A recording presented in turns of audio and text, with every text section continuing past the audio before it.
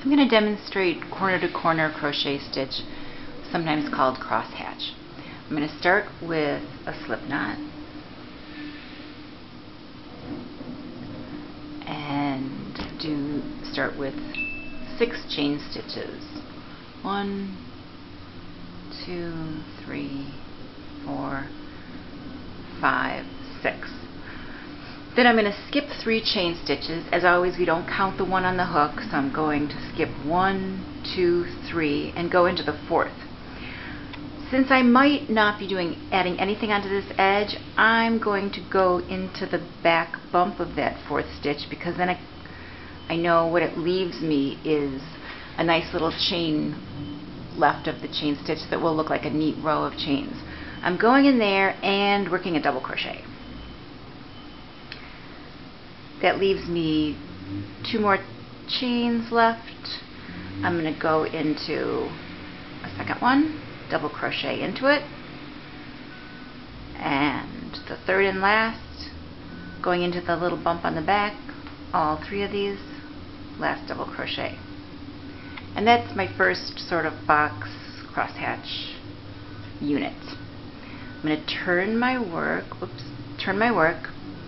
and begin again the same way. 6 chains, 4, 5, 6.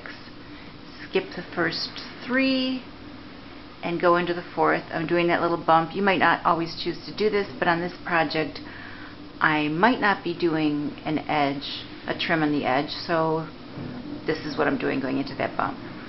Into the 4th one I did a double crochet, the next one gets a double crochet, and the last chain stitch gets a double crochet. I'm not going to turn yet though now. I've got this chain space over here. Chain stitches I didn't work into from the very beginning. Into those I'm going to first work a single crochet, and then 2 chains, and then 3 double crochets, all into that chain space. 1 more double crochet, and now I'm going to turn my work. Here's the beginning of my piece. The first row is 1 box, second row is 2 boxes, third row is going to be 3. I'm going to do 1 more row, but you maybe have the idea now. I'm starting each row with 6 chains. 4, 5, 6. Skipping 3 chains and going into the 4th. I'm doing into that little bump a double crochet, next chain a double crochet,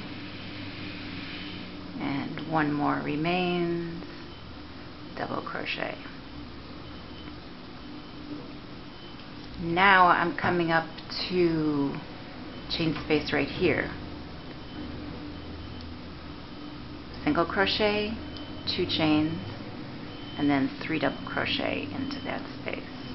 1, 2, and 3. 1 more chain space coming up, single crochet into it, 2 chains, and 3 double crochets. There's 1, there's 2, and 3. That's the end of the 3rd row, at which point I'll turn it and start again the same way I have been.